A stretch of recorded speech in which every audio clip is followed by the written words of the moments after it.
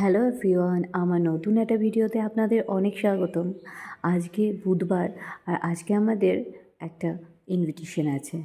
একটু দূরে এই দুর্গাপুরে যাচ্ছিলাম আমার মামাতো ননদের বাচ্চার মুখে ভাত কাম জন্মদিন। তাই জন্যে বৃষ্টিমুখর দিনে আমরা সবাই মিলে রওনা দিলাম সেই অনুষ্ঠানের উদ্দেশ্যে। দুপাশে জঙ্গলের সারির মধ্যে দিয়ে রাস্তা, দুর্গাপুর যাওয়ার ইলামবাজার ফরেস্টের ভিতর দিয়ে রাস্তাটা ভারী সুন্দর।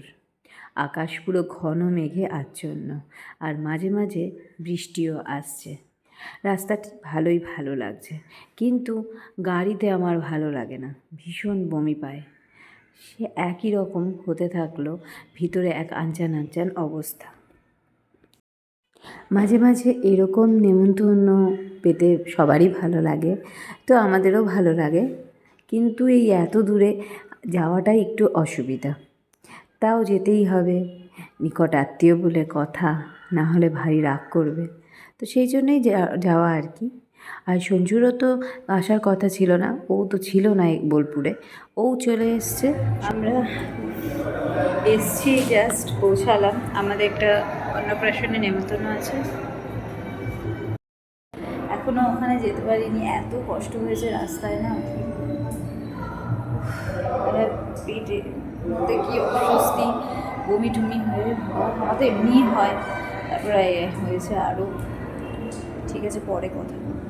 অনুষ্ঠান মানেই তো কত লোকজনের সাথে দেখা, খাওয়া দাওয়া, লাইট, চিৎকার চেঁচামেচি।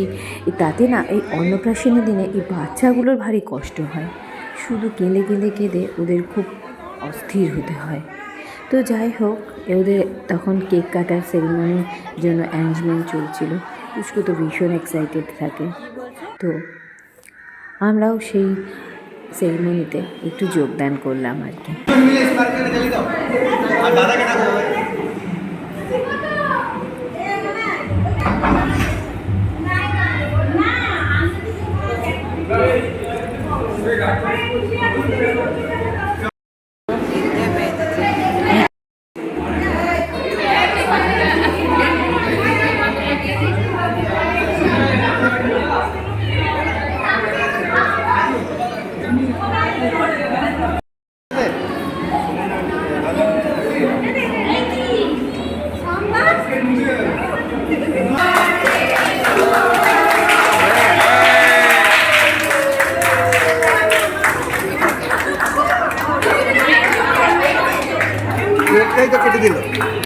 ব্যাস, তারপরে এবারে অনুষ্ঠান মানেই তো পেট পুজো।